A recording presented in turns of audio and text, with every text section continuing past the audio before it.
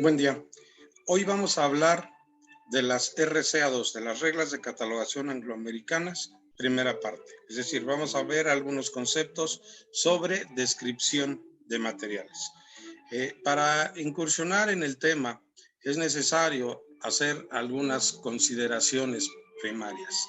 Algo de lo más básico que necesitamos comprender antes de pensar en describir cualquier formato de la biblioteca. ¿Sí? Entonces, vamos a empezar a trabajar, vamos a empezar a ver estas recomendaciones que tengo hechas para el incursionar en el tema. El proceso de catalogación descriptiva puede no ser tan sencillo, puede no ser tan simple. En algunos casos me ha tocado ver que parecen ininteligibles a algunas personas, a algunos alumnos, a algunos practicantes. ¿Qué sucede? Podemos hablar de varios factores.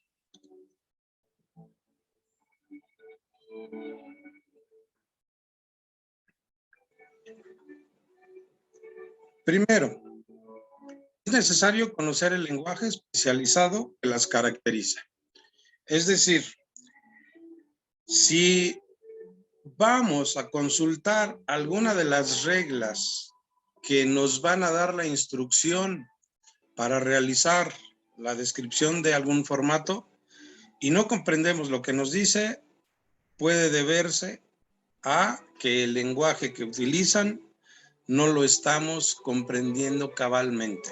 Entonces, debemos tener presente que las reglas de catalogación angloamericanas utilizan un lenguaje propio, un lenguaje especializado, y nosotros como bibliotecólogos o como practicantes de esta área de la bibliotecología, debemos conocer ese lenguaje, no se nos debe escapar nada. Entonces, la recomendación es, si hay algo que se me escapa, si hay algo que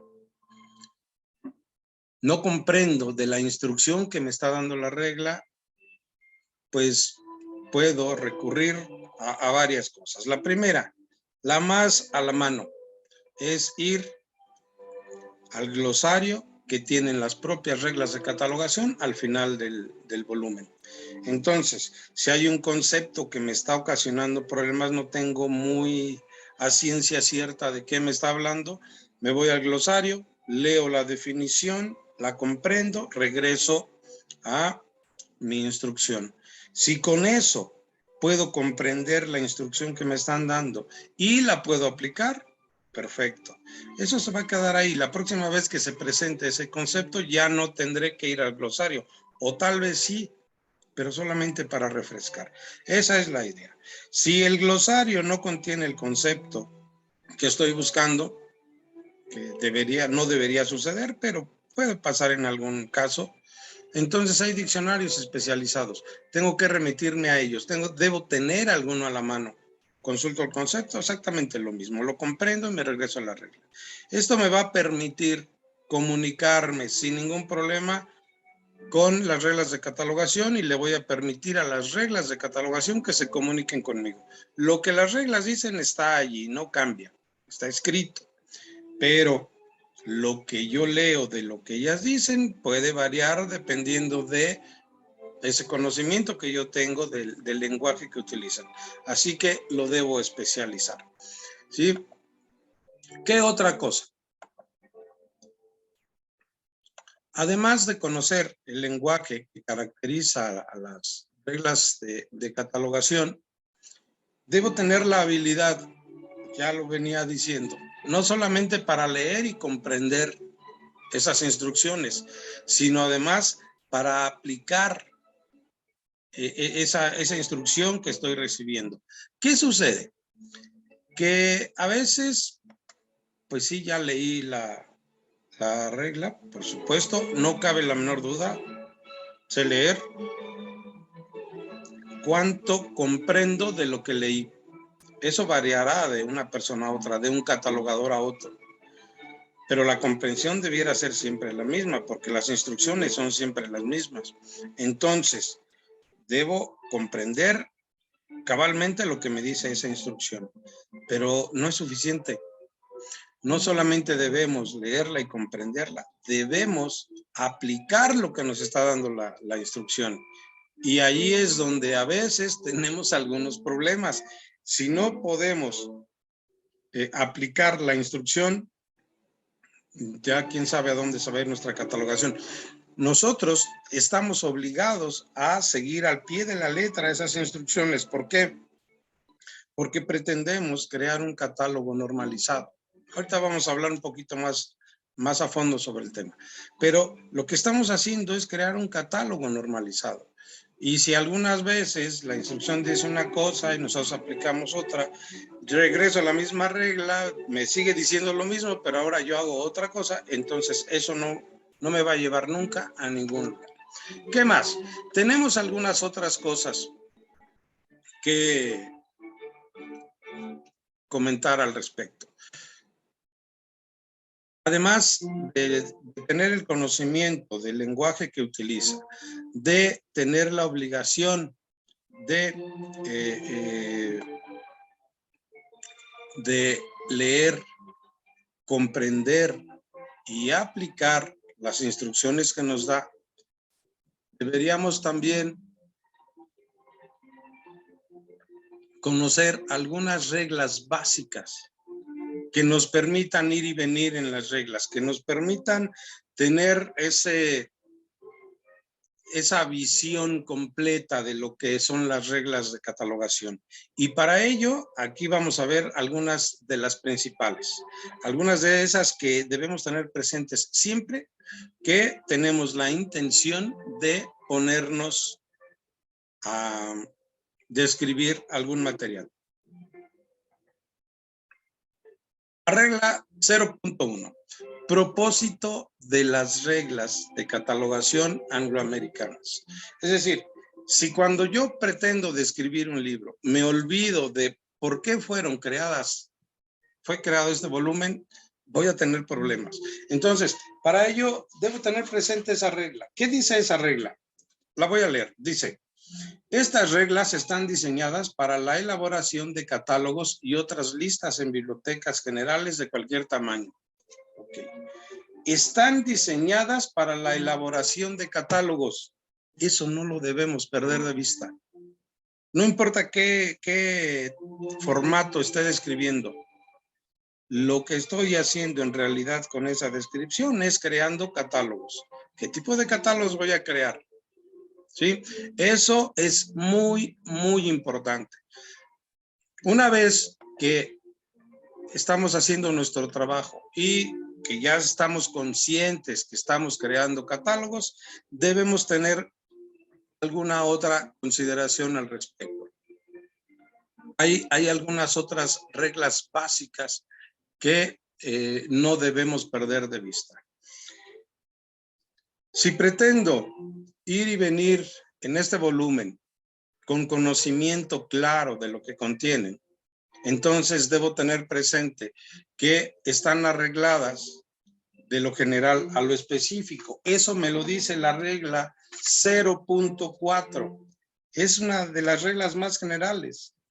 La regla 0.4 nos dice: en las dos partes las reglas van de lo general a lo específico. O sea, esto no es un invento. Esto está en la regla. En la parte 1, la especificidad se refiere al medio físico.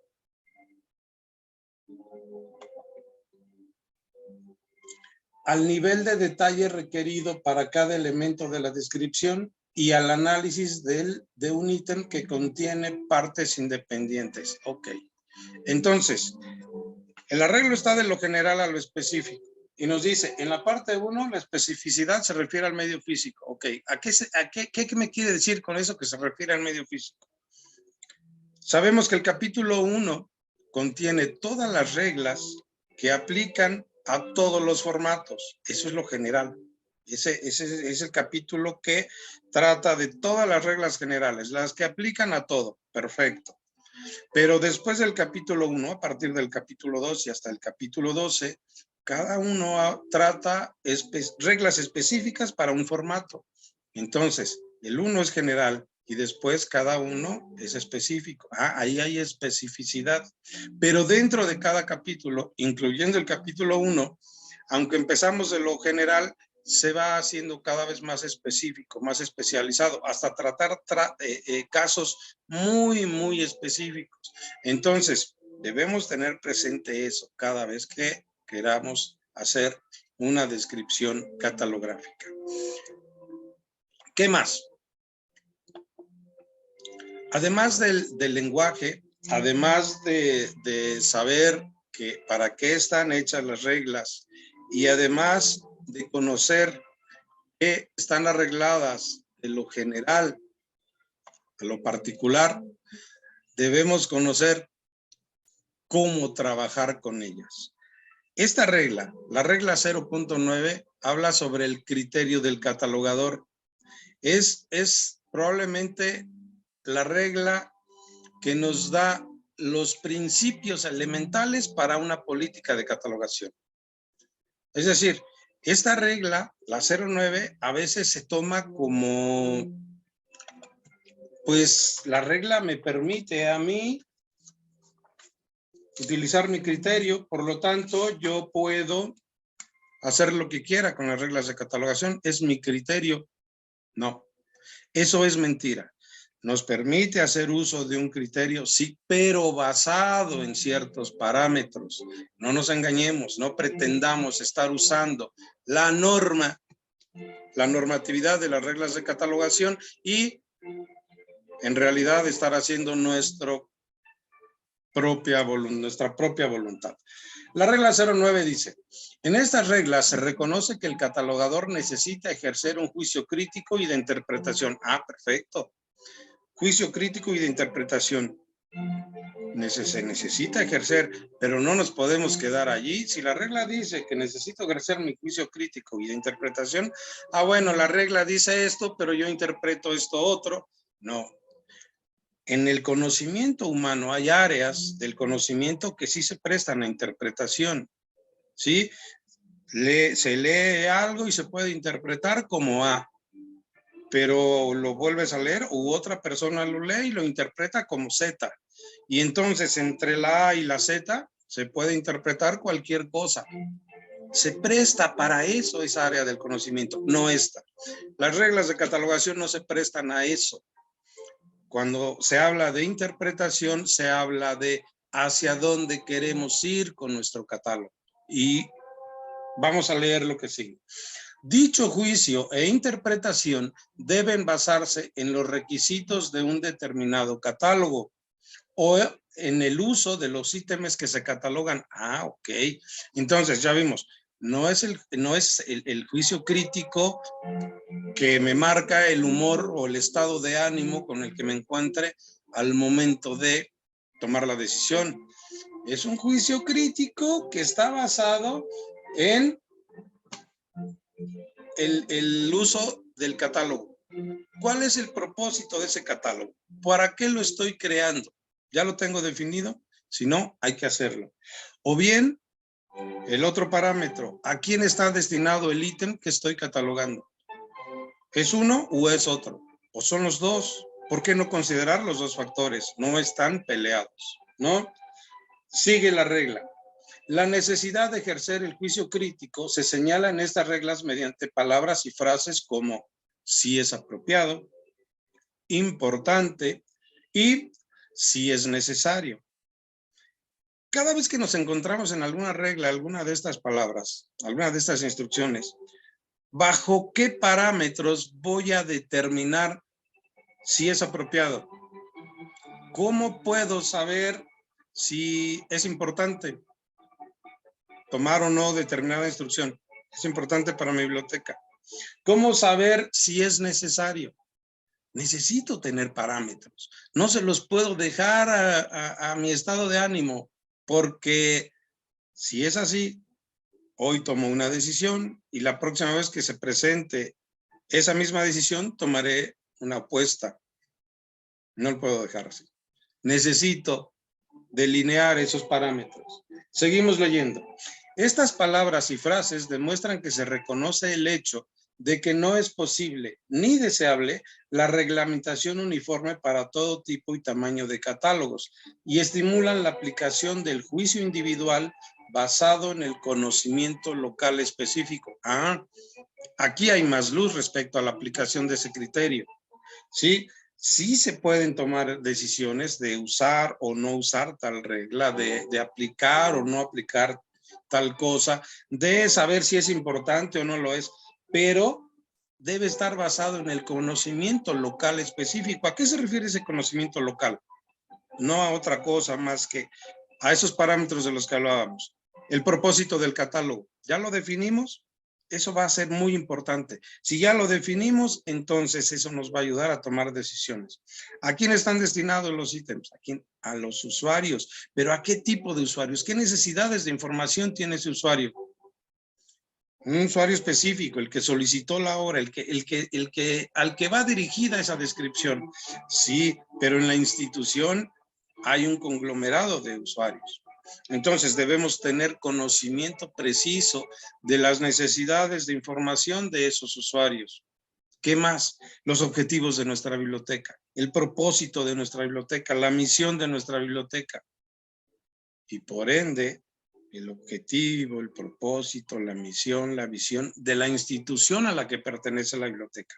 Todos esos parámetros, ¿sí? Ese conocimiento local específico del que habla la regla 09 está implicado por todo esto. Yo como catalogador debo saberlo y por lo tanto, al tenerlos presente, voy a poder tomar decisiones. Entonces, mi juicio crítico está limitado por este conocimiento. No puedo hacer las cosas como se me dé la gana. Debo hacer las cosas como las requiere la institución, la biblioteca y mis usuarios, porque estoy construyendo un catálogo. ¿Sí? Entonces debo tener mucho cuidado. Y viene probablemente lo más importante de esta regla, los últimos renglones. Esta afirmación de ninguna manera contradice el valor de la normalización. Por supuesto, debemos tener presente que queremos un catálogo normalizado y no lo vamos a perder de vista. Estos juicios deben aplicarse consistentemente dentro de un determinado contexto y deben ser registrados como políticas de la entidad catalográfica. Punto. Esto es lo más importante que podemos encontrar y más categórico que podemos encontrar en las reglas de catalogación. Deben registrarse en un documento denominado política de catalogación de la biblioteca, de la entidad catalográfica. Si voy tomando decisiones y no llevo registro de ellas, al final lo que voy a obtener como resultado del trabajo durante años va a ser un caostálogo en vez de un catálogo. ¿Sí? Necesito ir registrando esas decisiones y eso es lo que va a ir formando mi política de catalogación. Entonces, no pretendamos ponernos a catalogar sin antes haber definido una política de catalogación. Lo dice la regla 09. Sí puedo ejercer mi juicio crítico, pero no es un juicio crítico personal, de acuerdo a mis intereses como profesional de la biblioteconomía. Debe obedecer a los intereses de la biblioteca, de sus usuarios, del catálogo que se está creando. ¿Ok? Perfecto. ¿Qué más? Además de todos estos factores que ya hemos visto, debo tener presente que las reglas de catalogación tienen una notación mnemotécnica. Esta notación está dada en la regla 0.23 y lo debo tener presente porque esto me va a permitir, al ver una regla, cuando me dice vea tal regla, voy a saber qué formato es, en qué área está constituida y si hay algún caso específico para esa área catalográfica. Entonces, comprender la notación de las reglas de catalogación es primordial. Y eso está en la regla 023. El último párrafo de la regla 023 nos dice, dentro de cada uno de los capítulos, la numeración de las reglas tiene una estructura mnemotécnica. Por ejemplo, la regla 1.4c se refiere al lugar de publicación para todo tipo de materiales. La regla 2.4c se refiere al lugar de publicación, etcétera, para monografías impresas. La regla 3.4c se refiere al lugar de publicación, etcétera, para materiales cartográficos y así sucesivamente. Si notamos, siempre es la regla .4c y siempre se refiere al lugar de publicación, etcétera. Lo que va cambiando es el capítulo, el 1, el 2, el 3, el 4. Va cambiando el formato. En el 1 hablamos de cualquier formato. En el 2 hablamos de monografías, ¿sí? Entonces, si yo tengo presente la notación de la que estamos hablando, entonces me va a ser mucho más fácil ir y venir por este volumen. Tengo una regla, me tengo que ir a tal otra, tengo que ir y venir. Recordemos que cuando estamos describiendo un formato específico, con frecuencia la regla nos dice, consulta esta misma regla, pero en el capítulo 1. No lo dice con estas palabras, me manda el caso de la 2.4c. Si me remite al capítulo 1, consulta la regla en 1.4c. Sé que aquello es la regla general. Siempre que se trate del lugar de publicación, sin importar de qué formato se trate, un documento, un documento electrónico, un mapa, una videograbación, lo que sea. Siempre que se trata del lugar de publicación voy a ir a la regla .4c, pero va a variar el capítulo, ¿sí? Entonces, eso lo debo tener presente. Ya son varios aspectos que debemos ir considerando en la parte de la catalogación antes de ponernos a describir. Pero ya entrando un poquito más en materia, además de estas cosas que venimos platicando, hay que tener presente la regla 1.0b1. ¿Por qué? Porque la regla 1.0b1 ofrece las áreas que constituyen la descripción y este es el principio elemental para el orden de una descripción. Es decir, no voy a hacer una descripción con todos los elementos que la constituyen, pero en el orden que a mí me dé la gana. No. La regla 1.0b1 me dice en qué orden deben registrarse esas áreas catalográficas. Y si ya tengo ese parámetro, entonces simplemente lo tengo que aplicar. Lo primero que hago es ir a buscar los elementos catalográficos de la primera área. Una vez identificados o una vez que ya verifiqué que no hay información para alguno de esos elementos requeridos en esa área, paso a la siguiente. Una vez que ya están registrados esos elementos, o igual que ya consideré que no hay elementos de información para ser registrados, paso a la siguiente área. Pero voy en ese orden, en el orden que me da la regla 1.0b1, que dice, la descripción se divide en las siguientes áreas. Título y mención de responsabilidad, 1. Edición, 2. Detalles específicos del material o tipo de publicación, 3. Publicación, distribución, etcétera. Esta es el área 4. Descripción física, área número 5. Serie, notas y número normalizado, 6, 7 y 8, en ese orden respectivamente. ¿Por qué les doy un número al mencionar un área catalográfica? Ese número no está en las reglas de catalogación. Sin embargo, lo consideran en todos los capítulos para cada una de esas áreas. Incluso en aquellos capítulos donde alguna de esas áreas no se usa, el número se respeta, ahí se deja. Entonces, es importante relacionar cada una de esas áreas con el número que le corresponde en orden progresivo, del 1 al 8, porque así es como se construye la notación en las reglas de catalogación. ¿Ok? Esto es muy importante, debemos siempre tenerlo presente. ¿Qué más debemos tener presente antes de ponernos a catalogar? ¿Qué otra cosa? Los elementos catalográficos que constituye cada una de las áreas de la regla 1.0b. Sí, no solamente debemos considerar cuántos elementos constituyen cada área, sino además debemos considerar cuáles elementos la constituyen. Es decir, no podríamos no podríamos pretender que estamos catalogando correctamente si no estamos considerando los elementos catalográficos. Para el área del título y la mención de responsabilidad, ¿cuántos elementos son? Son 3, son 4. ¿Cuántos? Voy a la regla y veo. ¿A cuál regla? Todos los capítulos tienen una regla que constituye el número de elementos para cada una de esas áreas catalográficas. Al inicio de cada capítulo hay un contenido y la regla punto 1 de cada capítulo nos dice qué elementos la constituyen.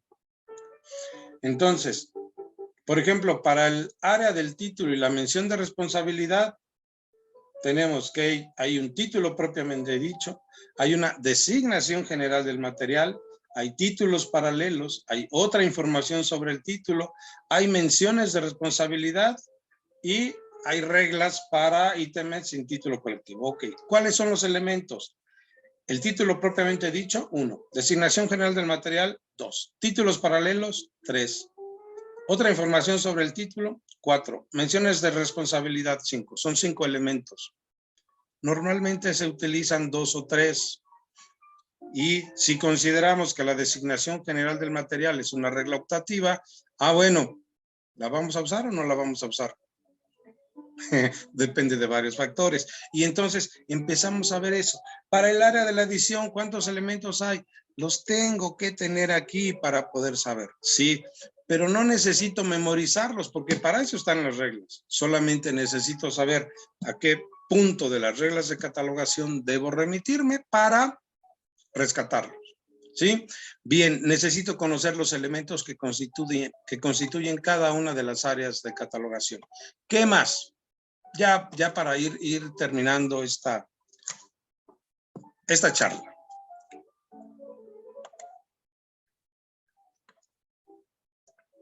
Debemos considerar la regla 1.0D, niveles en el detalle de la descripción.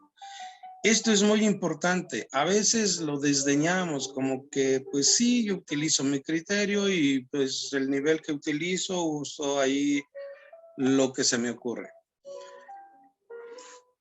Como ya vimos, no podemos empezar a describir sin antes haber definido una política de catalogación.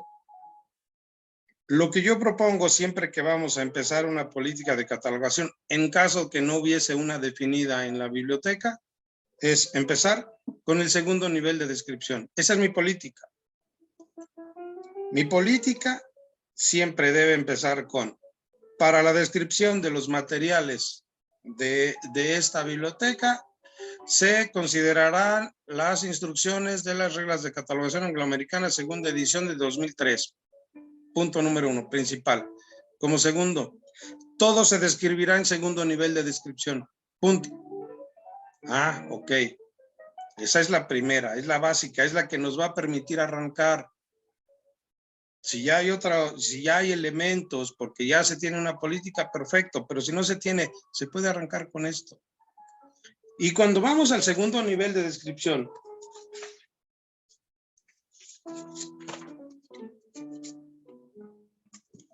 nos dice,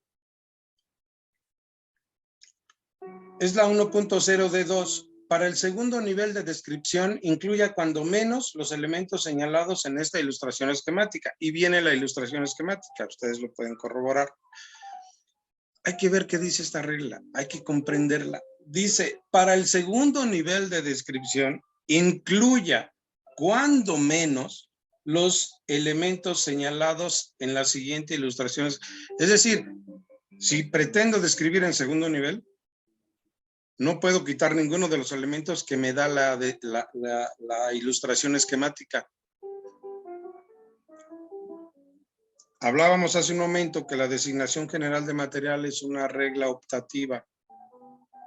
Sí, pero el segundo nivel de descripción me dice en la ilustración esquemática, título propiamente dicho, entre corchetes, designación general del material. Pues sí, pero como es optativa, yo decido no usarla. ¿Ok? Sí puedo decidir eso porque las características de mi biblioteca, las necesidades de información de mis usuarios, el propósito de mi catálogo, etcétera. Está bien, no uso designación general del material. Pero ya me estoy contradiciendo. Primero digo que voy a describir en segundo nivel y luego digo que del segundo nivel no me interesa la designación general del material. ¿De qué estamos hablando entonces? ¿Voy a aplicar las reglas o no las voy a aplicar? Porque si voy a empezarlas a adoptar a mi modo de ver las cosas, pues entonces, quién sabe qué vaya a resultar, ¿no? Si voy a empezar a quitar elementos del segundo nivel, entonces debo cambiar mi política. Todo se describirá en primer nivel de descripción. El primer nivel no pide designación general del material, pero es una descripción muy elemental, muy básica. Bueno, a esa descripción básica le puedo ir aumentando algunos elementos sin llegar al segundo nivel, ¿no? Y entonces, estoy escribiendo en primer nivel. Tengo que aplicar las reglas y tengo que utilizar mi política de catalogación sin que haya contradicciones. Debo evitar que se contradiga las instrucciones de las RCA2 con las instrucciones de mi política de catalogación. Debo tener mucho cuidado con eso. Entonces, por lo pronto, aquí dejamos esta charla y vamos a continuar en algunas subsiguientes para ir redondeando este asunto del uso de las reglas de catalogación. Ya empezaremos a hacer algunos ejemplos de descripción y veremos cómo trabaja todo lo demás. Por lo pronto, muchas gracias por estar atentos. Nos vemos en la siguiente.